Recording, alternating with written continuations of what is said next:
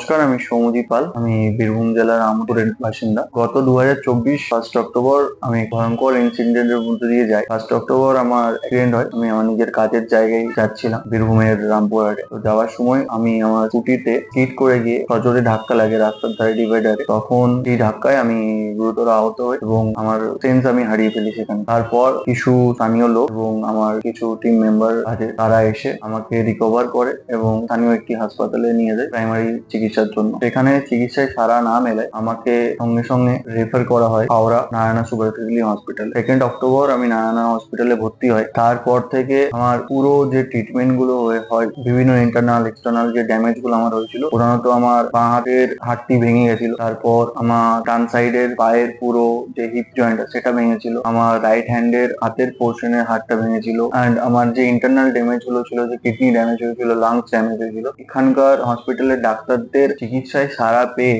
আমার পুরো আস্তে আস্তে সমস্ত জিনিস রিকভার হয়। আমি প্রায় 40 দিনের উপর এই হসপিটালে থাকি এবং তারপর আমি ডিসচার্জ হয়ে আজ আপনাদের সামনে রয়েছি। এবং এটা পুরোটা সম্ভব হয়েছে নানা হসপিটালের ডাক্তারদের জন্য। এবং আস্তে আস্তে আমি চলতেও শুরু করেছি, যেখানে আমি পুরো চলাফেরা পুরোই আমার বন্ধ হয়ে গেছিল। আমি হাতটা পর্যন্ত তুলতে পারতাম না। আজ আমি হাতগুলো এরকম করে ফোল্ড করতে পারছি, ঘোরাতে পারছি, পুরোটাই করতে পারছি, ট্রাই করতে পারছি পুরোটাই।